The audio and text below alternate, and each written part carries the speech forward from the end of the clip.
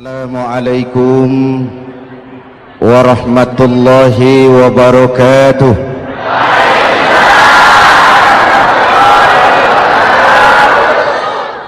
Alhamdulillah wassalatu wassalamu ala rasulillah Sayyidina Muhammad ibn Abdullah wa ala alihi wa sahbihi wa mawala, amma ba'du.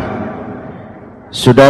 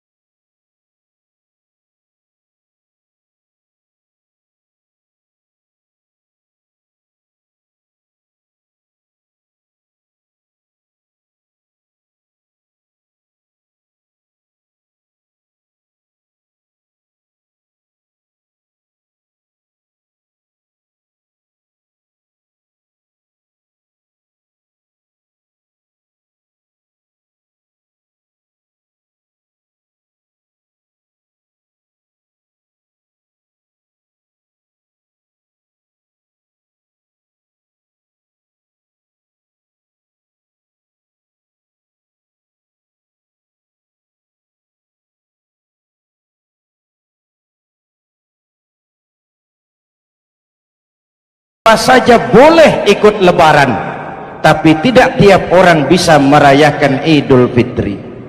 Mau puasa atau tidak puasa boleh lebaran, tidak dilarang sama petugas keamanan. Mau ibadah Ramadan atau tidak melaksanakan ibadah Ramadan boleh ikut lebaran, tapi tidak berarti merayakan Idul Fitri, karena selalu ada kos dari apa saja yang kita lakukan. Saya mau cerita, mau dengar nggak? Ada dokter gigi, dokter baru.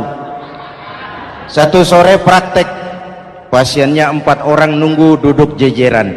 Dipanggil pasien pertama, diperiksa, berlubang giginya, dicabut tanpa dibius. Namanya dokter baru. Mau ibadah atau tidak, mau jadi orang baik-baik atau jadi bajingan paling tengik, mau berbuat salah atau berbuat soleh, selalu ada kosnya, selalu ada ongkosnya. Kita bicara kembali kepada fitrah Idul Fitri. Bagaimana caranya? Pertama, saya ingin mengutip bagian pendek dari ayat 185 Al-Baqarah. Walitukmilul iddata walitukabbirullaha ala ma hadakum wala'allakum tashkurun. Ada 4 hal dari cuplikan ayat pendek ini. Pertama, walitukmilul iddata, hendaknya engkau sempurnakan jumlah bilangan hari puasamu. Berpuasa sebulan penuh. Sebulan penuh itu bisa 29, bisa 30. Pak, kalau beda pendapat bagaimana? Ada yang lebaran tanggal 5, ada yang lebaran tanggal 6. Hadirin, bagi yang punya kemampuan berijtihad, silahkan melakukan ru'yatul hilal. Bagi yang tidak, lebih aman ikut pesan Nabi. Apa pesan Nabi? Fa iza ikhtalaftum fa alaikum bis-sawadil a'zam ma'al haqqi wa ahlihi. Kalau kamu berbeda pendapat, ikut golongan terbanyak yang benar dan ahlinya. Jadi walaupun banyak, kalau tidak benar dan bukan ahlinya, tidak usah ikutin. Banyak benar dan ahlinya. Contoh, 100 insinyur berbeda pendapat dengan 10 kiai tentang doa kunut. Yang diikuti pasti 10 kiai, bukan 100 insinyur. Betul? Atau sebaliknya, 10 insinyur berbeda dengan 100 kiai tentang konstruksi jembatan. Yang diikuti tentu 10 insinyur, benar dan ahlinya. Maka yang paling aman, kita punya Departemen Agama. Departemen Agama punya ahli dari MUI, dari Nahdlatul Ulama, dari Muhammadiyah, dari Al-Wasliyah, dari syarikat Islam dikumpulkan melakukan ru'yatul hilal, yang paling aman dengeri saja pengumuman Departemen Agama.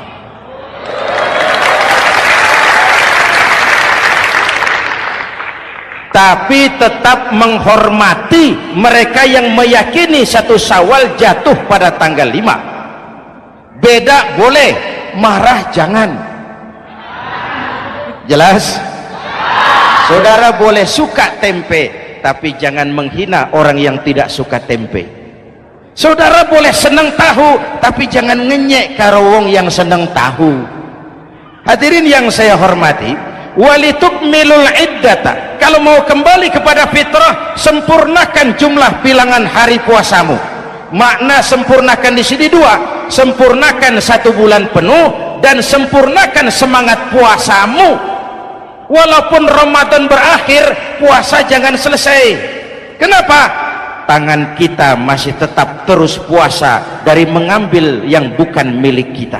Lidah kita walaupun Ramadan sudah selesai tetap berpuasa dari memfitnah dan menggunjing orang lain. Kaki kita walaupun Ramadan sudah selesai tetap puasa dari berjalan ke tempat yang tidak baik. Perut kita tetap berpuasa dari kemasukan barang-barang yang haram. Sempurnakan semangat puasamu. Sikap disiplin, sikap jujur, merasakan kehadiran Allah dekat dalam hidup. Nih contoh ringan, tadi waktu asar dan zuhur saudara sholat apa tidak? Sholat. Waktu sebelum sholat kan berwudu, ketika berwudu kan berkemur. Umpama waktu berkemur itu saudara korupsi, sedikit saja airnya saudara minum, saya yakin jangankan petugas keamanan, teman wudhu sebelah pun tidak akan tahu kalau waktu berkemur saudara korupsi. Kalau selesai Ramadan ini diterjemahkan, insya Allah negara kita bersih, berkurang korupsinya. Hadirin yang saya cintai, saya kembali kepada pesan Al-Baqarah 185 tadi, walitukmilul iddata, sempurnakan jumlah bilangan hari puasamu. Puasa sebulan penuh dan kemudian lanjutkan semangat Ramadan. Disiplin, merasakan diri di bawah pengawasan Allah. Sekarang ini Allah ditekan. Kita iman dalam ucapan tapi sekuler dalam perbuatan. Tuhan cuma ada di masjid, di kantor Tuhan hilang, maka korupsi merajalela. Tuhan cuma ada di masjid, di pasar Tuhan hilang, maka timbangan tetap curang. Iman dalam ucapan tapi sekuler dalam perbuatan. Kalau jiwa dan semangat Ramadan kita bisa terapkan, insya Allah korupsi akan berkurang. Sekarang kan kita prihatin, yang tadinya teriak-teriak wong cilik malah ribut rumah mewah. Yang tadinya teriak-teriak rakyat kecil sekarang malah ribut soal villa 5 miliar. Ini kan menyedihkan, memilukan dan memalukan, tidak punya sense of crisis. Nah, saya juga nggak tahu apa itu. Udah dengerin aja, kenapa sih? Usil bener. Padahal ekonomi kita masih terpuruk, lapangan kerja sulit, jumlah pengangguran rata-rata 2 juta orang per tahun. Lapangan kerja baru sulit terbuka karena investor, jangankan yang dari luar mau masuk, yang di dalam siap-siap keluar. Terakhir kita dengar Sony, pabrik elektronik besar, mau cabut lagi, pindah invest ke Taiwan, menyusul pabrik silet yang di Ciputat itu. Ketika ditanya apa investasi di Cina lebih murah, tidak, dia bilang lebih mahal, cuma lebih pasti. Di Indonesia murah, cuma mejanya kebanyakan, biaya siluman namanya siluman nggak karu-karuan, keluar uang banyak, urusan tidak pasti, capek. Disahkan undang-undang penyiaran yang justru ditolak oleh masyarakat penyiar sendiri. Industri penyiaran bakal kolaps karena sekarang ini boro-boro mereka industri televisi mau break even point, mau pulang modal, dengan ke depan bisa bangkrut. Akibatnya bisa kita pastikan, jumlah pengangguran makin bertambah. Hadirin yang saya hormati, kita memang setuju jangan terlalu mengadopsi siaran-siaran televisi dari luar, kita harus punya filter. Tapi pada sisi yang sama kita juga harus memperhatikan lapangan kerja buat rakyat kita ini. Walitukmilul iddata, sempurnakan jumlah bilangan hari puasamu. Kalau jumlah hari puasa sudah sempurna, tuntunan yang kedua dari Al-Quran, walitukabbirullah, hendaknya engkau agungkan nama Tuhanmu. Takbiran. Takbiran itu bisa sendiri, bisa berjamaah, bisa di rumah, bisa di masjid, bisa di surau, bisa dengan pawai keliling, asal dilaksanakan dengan tertib dan tidak mengganggu lalu lintas umum. Prakteknya yang terjadi, pawai keliling itu mengganggu ketertiban umum, perang petasan, mengganggu lalu lintas. Terjadi macam, ada yang takbiran bawa bendera partai. Innalillahi wa inna ilaihi raji'un. Ini takbir politik. Hadirin yang saya hormati, kalimat takbir dalam kondisi kita, saya ingatkan kepada satu ungkapan Bung Tomo. Bung Tomo, pelaku sejarah, tokoh 10 November yang dikenal sebagai Hari Pahlawan, dalam satu pidatonya saya ingat pernah berkata, andai kata tidak ada kalimat takbir, ini ungkapan Bung Tomo, andai kata tidak ada kalimat takbir, saya tidak tahu dengan apa saya harus menggerakkan putra-putra terbaik bangsa untuk bangkit berjuang melawan penjajah.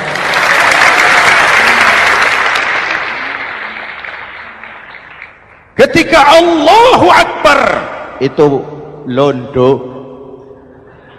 kelihatannya kecil, meriam nggak meleduk. Dahulu orang-orang tua kita cuma ada dua kata, merdeka atau mati. Tidak berpikir nanti kalau menang dan merdeka saya jadi wali kota di mana.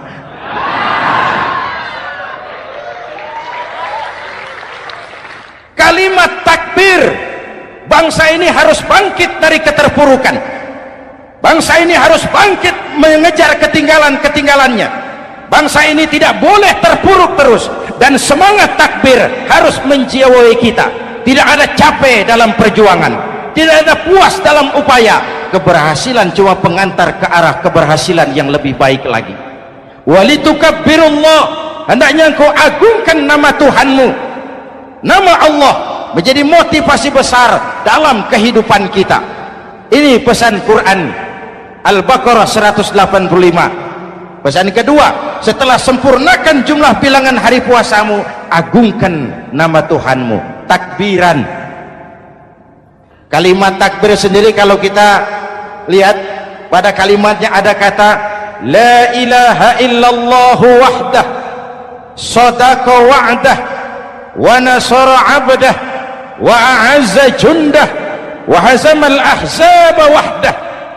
Tidak ada Tuhan selain Allah, esa, tidak beranak, tidak diperanakan, wahdah, tidak bisa diumpamakan dengan apapun. Sadaqa wa'dah, Allah yang maha menepati janjinya. Wa nasara 'abdah, Allah yang maha menolong hambanya. Kalau bukan kebesaran Allah, berat berjuang Ramadan ini melawan musuh yang tidak nyata. Puasa itu kalau olahraga golep. Benar Pak, kalau tinju lawannya kelihatan. Betul. Sepak bola musuh kelihatan, bulu tangkis kelihatan, golf siapa musuhnya? Itulah puasa. menghadapi musuh yang tidak kelihatan. Itu lebih berat daripada perjuangan mengangkat senjata, lebih berat daripada berjuang mengorbankan harta. Tapi kalau di bulan Ramadan saja Rasulullah menang dalam perang Badar, itu harus jadi sumber motivasi. Dengan kalimat takbir, dengan keagungan Allah, bangsa Indonesia harus bangkit dari keterpurukan. Ibu bapak hadirin yang saya hormati, jadi bukan akhir Ramadan lalu sibuk beli baju. Boleh, tapi bukan itu yang utama. Laisal id bilibasin jadid, walakinnal id bita'atin yazid. Idul Fitri bukan pakaian baru. Idul Fitri adalah ketaatan yang meningkat, yang telah ditempa, digojlok, digembleng oleh Ramadan. Jadi kalau Ramadan rajin baca Quran, lalu selesai Ramadan sayonara Quran, latihan tidak berhasil. Ramadan rajin ke masjid, selesai Ramadan selesailah ke masjid. Awal Ramadan full house sampai ke halaman, akhir Ramadan cuma imam berdua tikar. Masjid kembali senyap, padahal masjid adalah pusat kegiatan umat. Saudara lihat dari sejarah, ketika hijrah ke Madinah, Rasul singgah di Kuba. Apa yang beliau lakukan? Membangun masjid. Ketika sampai di Madinah, kesibukan pertama beliau apa? Mencari rumah dinas? Bukan. Kesibukan pertama beliau mencari lokasi di mana membangun masjid. Isra dan Mi'raj, perjalanan besar dimulai dari masjid ke masjid. Ini indikasi masjid memang merupakan pusat kegiatan umat. Umat Islam dengan masjid seperti ikan dengan air, tidak boleh pisah. Ada ikan yang tidak betah di air? Ada. Ikan mau modar. Kalau umat sudah mulai menjauhi masjid, jiwanya yang akan mati. Kalau jiwanya mati, jasadnya masih hidup, itu namanya bangkai berjalan. Walitukabbirullah, engkau agungkan nama Tuhanmu. Takbiran, setelah berjuang penuh membina takwa, mengharap ridho, mengendalikan nafsu. Ingat loh, puasa itu bukan menghilangkan nafsu, mengendalikan, menempatkan pada tempatnya. Manusia tanpa nafsu bukan manusia, tapi manusia yang disetir nafsu turun jadi binatang, bahkan lebih rendah daripada binatang. Puasa ini menempatkan nafsu di tempatnya. Hai laki-laki, kamu nafsu sama perempuan? Betul pak. Perempuan suka laki-laki? Betul pak. Boleh lewat sini, lewat pintu yang disebut nikah. Ini nafsu disalurkan lewat pintu yang disebut nikah. Jangan seperti ayam kawin tiap malam, nikah tidak mau.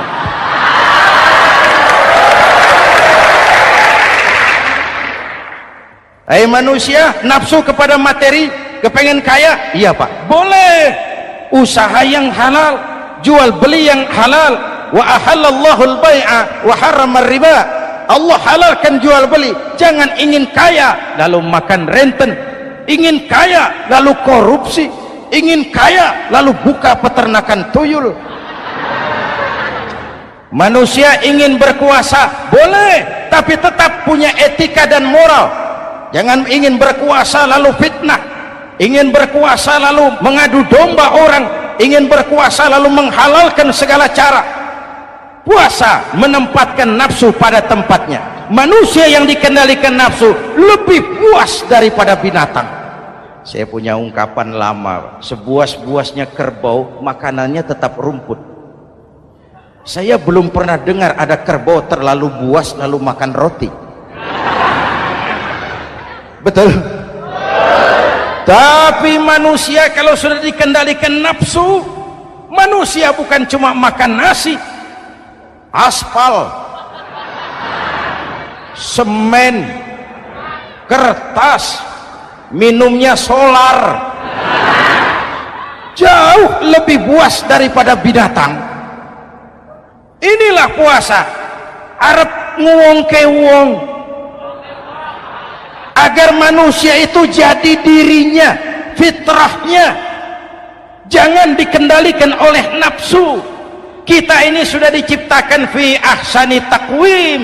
Hadirin, yang ketiga pesan Al-Baqarah 185 tadi, setelah sempurna jumlah bilangan hari puasa, lalu mengumandangkan takbir, membayar zakat fitrah. Kenapa itu kita lakukan? Mengagungkan nama Allah, ala ma hadakum, agungkan nama Allah yang telah memberikan hidayahnya kepadamu. Masya Allah nih, hidayah, kita bersyukur. Hidayah ini hak prerogatif Allah, diberikan kepada siapa saja yang dikehendaki oleh Allah. Kita bisa lihat dalam sejarah, ada anak Nabi tidak mendapat hidayah, tidak terpanggil mengikuti kebenaran yang disampaikan oleh bapaknya, namanya Kan'an, putra Nabi Nuh. Ada ayah Nabi bernama Azar, ayah Nabi Ibrahim, putranya penegak tauhid, ayahnya produsen berhala. Ada istri Nabi, istrinya Nabi Lut, tidak mendapat hidayah, tidak terpanggil mengikuti kebenaran. Lalu Abu Jahal, Abu Lahab, paman Nabi, melihat Nabi, menyaksikan mukjizat, mendengar wahyu, melihat tutur kata Nabi, hidayah tidak datang kepada dia, maka mereka tidak terpanggil mengikuti kebenaran. Kita alhamdulillah keponakan Nabi saja bukan,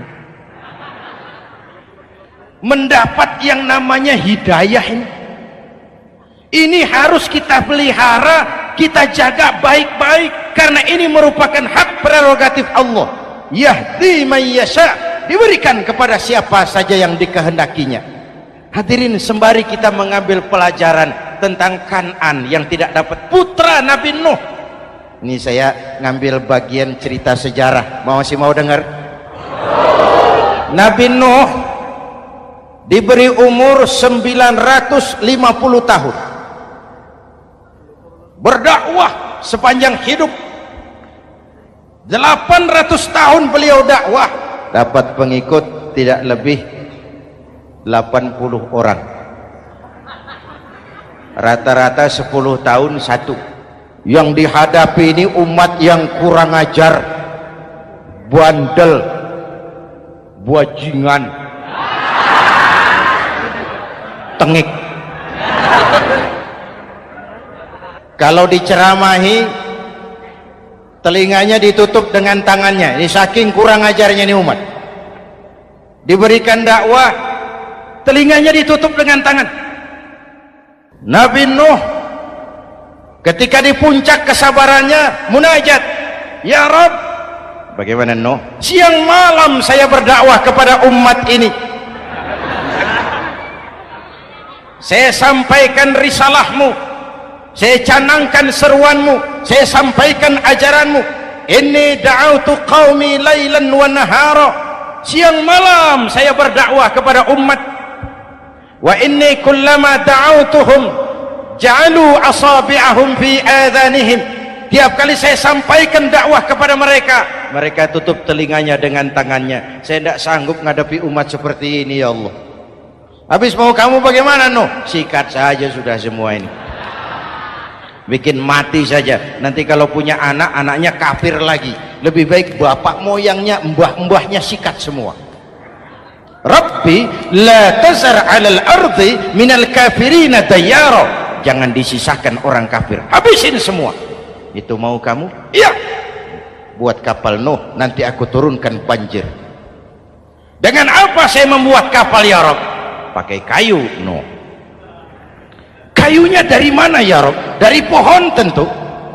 Pohonnya belum ada ya Rabb, tanam dulu Nuh. Membuat kapal, kayunya nanam pohon dulu. Apa artinya? Perjuangan bukan simsalabim abragedabra. Perjuangan bukan makan lombok, ini hari dimakan, ini hari pedas. Perjuangan itu proses, ada keringat, ada air mata, ada darah, tempo-tempo nyawa. Itulah perjuangan. Sudah pohon ditebang buatkan kapal di tengah kampung. Umat unjuk rasa lagi. Nuh makin gila, bikin kapal di tengah kampung, mau belayar kemana? Selesai Nuh, selesai ya Rob, naik. Orang-orang yang beriman bersamamu naik. Binatang serba sepasang naik. Naik Nuh, naik. Orang beriman naik, binatang serba sepasang. Gerimis mulai turun. Setelah kapal semua terisi, Nabi Nuh kontrol. Sudah naik semua? Sudah. Nuh, Mas Bejo ada? Ada. Bawa painem, naik sudah, masuk. Oke. Kan'an anak saya ikut tidak naik kapal. Kami tidak lihat Nuh. Turun ke bawah. Ada Kan'an. Kami tidak lihat Nuh. Naik ke atas buritan. Kelihatan Kan'an tidak ikut naik kapal. Kumpul bersama orang kafir di daratan. Inilah potret kehidupan. Kumpul dengan orang-orang kafir. Berapa banyak anak-anak kita tidak mau ikut orang tuanya ke masjid. Kumpul dengan orang-orang kafir di tempat maksiat. Nuh karena sayang kepada anak, dari atas kapal memanggil, ya bunayyarkam ma'ana. Ya, ini bahasa orang manggil Pak. Kan'an kesini nak, naik kapal sama papi. Ini terjemahan bebas. Jawab Kan'an di bawah, tidak mau Pak, saya di sini saja. Jangan nak, Allah sedang murka, akan turun banjir. Kalau datang banjir Bapak, sa'awi ila jabalin ya'simuni minal ma'. Saya akan naik ke gunung tinggi yang bisa menyelamatkan saya dari banjir. Kan'an naik ke gunung tinggi, gunung pun tenggelam dihantam banjir. Dalam puncak kepedihan, Nabi Nuh akhirnya sadar, ya Allah, kalau orang kafir tenggelam memang saya yang minta, tapi Kan'an kan anak saya. Nuh, anggap Kan'an bukan anakmu. Wa innahu amalun ghairu salih. Nuh sadar, akhirnya bilang, ana urid wa anta turid wallahu fa'alun lima yurid. Aku punya kemauan, kau Kan'an punya kemauan, Allah juga punya kemauan. Kemauan Allah lah yang akhirnya jadi kenyataan. Nek sekarang juga kita ngadepi musim banjir. Bukan banjir air saja, banjir peradaban-peradaban yang masuk ke negeri kita. Banjir maksiat, banjir munkarot. Kalau kita sudah ke masjid, kita sudah naik kapal. Tolong kontrol anak-anak kita. Tolong kontrol tetangga kita. Ayo naik kapal. Banjir.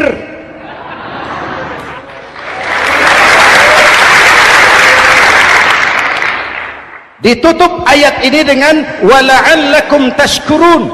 Atas hidayah yang diberikan kepada kita, kita bisa melaksanakan ibadah Ramadan, bisa takbiran, dan diakhiri dengan ungkapan tasyakkur. Tasyakkur dan tafakkur, mensyukuri nikmat. Saya berulang kali mengingatkan, nikmat bisa berubah menjadi azab kalau kita tidak pandai mensyukurinya. Bayangkan Pak, tahun 87-an kita itu jadi negara yang berswasembada pangan. Beras kita cukup untuk rakyat kita. Sekarang kita jadi pengimpor beras terbesar. Kita beli beras ke Vietnam, kita beli beras ke Thailand, ke negara-negara yang lebih kecil dari kita. Kenapa? Karena sawah kita tanami gedung dan beton. La in syakartum la azidannakum wa la in kafartum inna adzabi lasyadid. Kalau kamu bersyukur, aku tambah nikmat.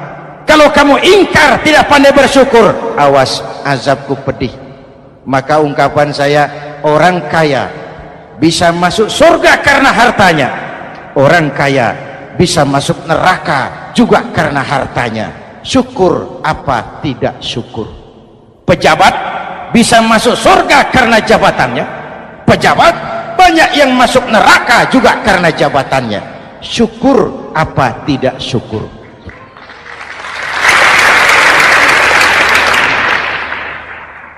Orang alim, kiai bisa masuk surga karena ilmunya. Orang alim pun bisa masuk neraka lebih dulu dari penyembah berhala juga karena ilmunya. Syukur apa tidak syukur? Kasih jabatan sebagai pemimpin lalu menyadari sayyidul qaumi khadimuhum, pemimpin suatu umat adalah pelayan bagi umat itu.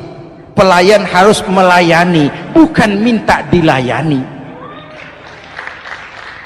Selama ini kita memandang jabatan itu jalan pintas menuju kaya. Jabatan itu artinya kekuasaan dan fasilitas, maka yang lahir rampok-rampok baru.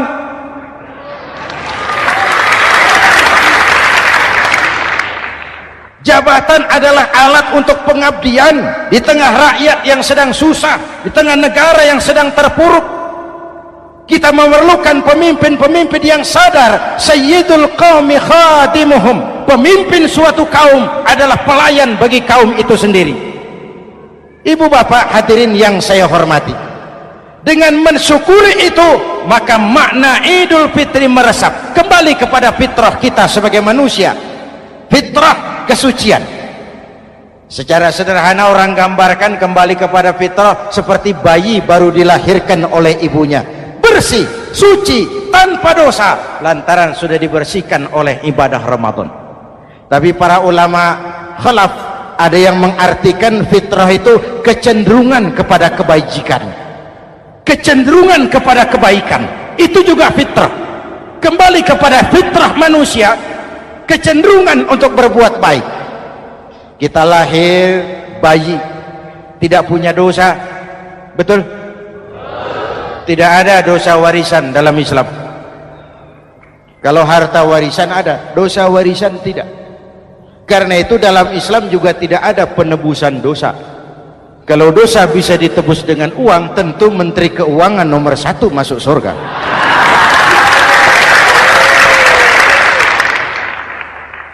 Dosa dalam Islam ditebus dengan taubat, langsung kepada Allah, sonder calo. Hadirin yang saya hormati, kembali kepada fitrah seperti bayi baru dilahirkan oleh ibunya, bersih, tidak punya dosa kepada Allah lantaran sudah dibersihkan oleh ibadah Ramadan. Soalnya kemudian kita kan tidak hanya bersalah kepada Allah, kita ini juga bergaul dengan sesama manusia, betul? Sebuah hadis, sahabat ditanya oleh Rasul, atadruna manil muflis? Saudara-saudara tahu kamu siapa orang yang bangkrut? Oh Rasul, orang bangkrut yang tidak punya uang, orang bangkrut yang tidak punya harta. Salah kata Rasul, innal muflisa min ummati, yang bangkrut dari golongan umatku, yang besok di hari kiamat datang menghadap Allah dengan membawa pahala solat, membawa pahala zakat, membawa pahala haji, membawa pahala sedekah pada satu pihak. Sementara pada sisi yang lain sebelah kiri, orang ini juga datang membawa kesalahan karena pernah mencaci maki orang, pernah memfitnah orang, pernah memakan harta orang dengan cara yang zalim. Satu sisi bawa kebajikan, sisi lain bawa kesalahan. Kalau ini yang terjadi, bagaimana nasib kita? Kata Nabi, Tuhan, ini pahala solat saya, ini solat yang wajib, ini yang sunnah, rawatibnya, nawafilnya. Datang orang, sebentar Tuhan, apa? Dia memang rajin solat, tapi saya pernah dicaci maki, hancur nama saya, remuk hati saya. Di dunia saya tidak bisa membalas karena dia lebih berkuasa. Sekarang saya menuntut keadilan. Betul? Ya Tuhan, sini pahala solatmu, kasih orang yang kau caci maki. Tuhan, ini pahala puasa saya, yang wajib Ramadannya, sunnah 6 hari Syawalnya, Senin Kemisnya. Ini Tuhan. Datang lagi, sebentar Tuhan, kenapa? Dia memang rajin puasa, tapi saya pernah difitnah tanpa benar, dicorengkan arang ke dahi, hancur nama saya karenanya. Saya menuntut keadilan karena di dunia waktu itu cuma banyak pengadilan tapi tidak ada keadilan. Benar? Benar. Ini pahala solatmu, kasih orang yang kau fitnah. Tuhan, ini pahala zakat saya. Datang lagi, Tuhan, dia memang suka zakat tapi korupsinya lebih besar dari zakatnya. Nuntut keadilan, sini pahala zakatmu kasih. Kalau habis pahala kebaikan, orang yang menuntut masih banyak, diambillah dosa orang yang kita sakiti, diberikan kepada kita. Pahala dipreteli, dosa diberikan. Apa enggak bangkrut? Ibarat orang dagang, modal habis, tagihan hutang datang terus. Kenapa? Orang ini cuma baik hubungannya kepada Allah, tapi tidak baik hubungannya dengan sesama manusia. Karena itu, dalam konteks dengan fitrah, manusia makhluk yang fitrah. Apa fitrah itu?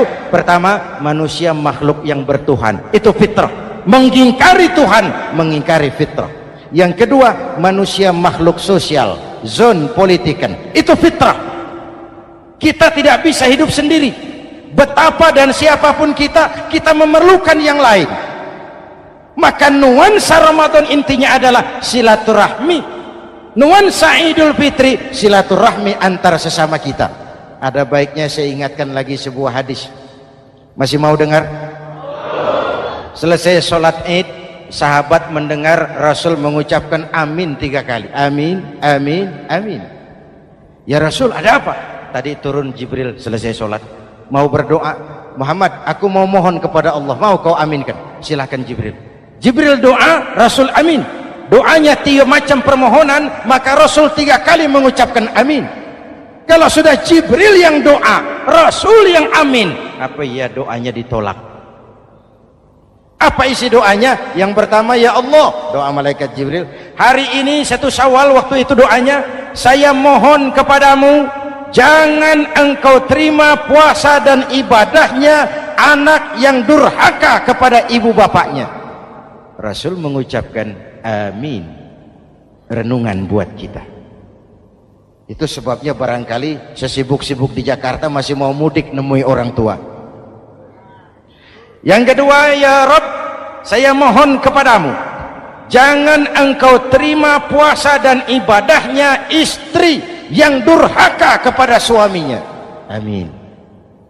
Kedengaran, Bu?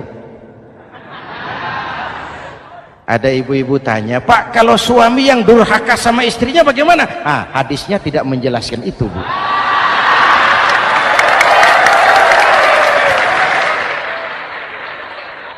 Lo menang sendiri. Yang jelas suami itu presiden rumah tangga, dimintakan tanggung jawab tentang istrinya. Nah, istri swargo manut neraka kadut. Ketika pulang Isra Mi'raj saja Rasul bercerita, aku diperlihatkan neraka. Neraka ya Rasul? Iya. Lalu aku lihat isinya kok kebanyakan perempuan. Perempuan. Laki bagaimana? Laki juga tidak sedikit, cuma kebanyakan perempuan. Ya Rasul, apa mereka tidak sholat? Sholat. Apa mereka tidak ngaji? Oh, rajin mereka sama suaminya. Kenapa banyak mereka di sana? Rasul senyum dan menjawab, hunna yakfurnal asir. Umumnya perempuan kurang bisa terima kasih sama suaminya.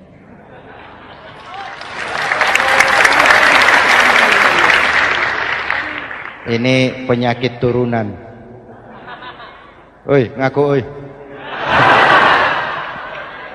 Lalu yang ketiga, ya Allah, hari ini saya mohon kepadamu, jangan engkau terima puasa dan ibadahnya muslim yang tidak mau memaafkan sesama saudaranya muslim. Memaafkan lebih berat daripada meminta maaf, tapi memberi maaf lebih mulia daripada meminta maaf. Inilah nuansa mengembalikan semangat saling menghargai, saling mencintai, keutuhan, kerukunan, dan kedamaian. Sudah capek kita rakyat dengan konflik.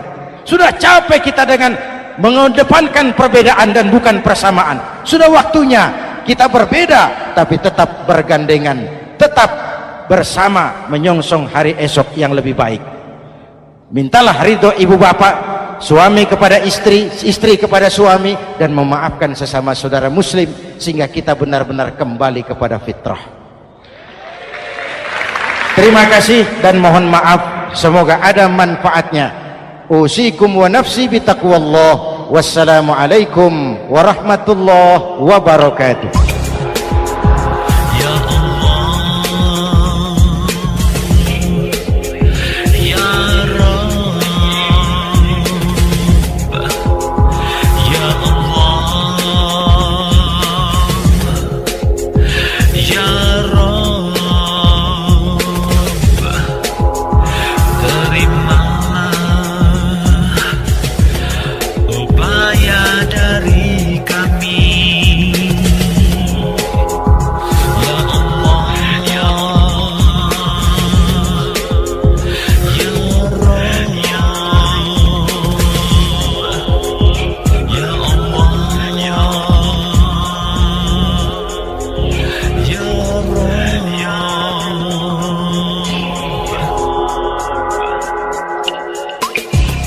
dan akhwat yang dirahmati oleh Allah Subhanahu wa Ta'ala, demikianlah kunjungan kami dalam acara Membangun Peradaban Islam dengan siaran radio di Indonesia. Syukur alhamdulillah atas nikmat Islam dan indahnya persaudaraan yang Allah karuniakan kepada kita semua. Semoga ilmu milik Allah dapat membentengi akidah kaum muslim dari berbagai upaya penyesatan. MPI DSRI ini merupakan komunikasi dan jabat erat di antara kami, Irena Center, Indonesian Commercial Jockey, serta berbagai media di seluruh Indonesia. Terima kasih. Wassalamualaikum warahmatullahi wabarakatuh. Ya Allah, ya Allah, ya Allah.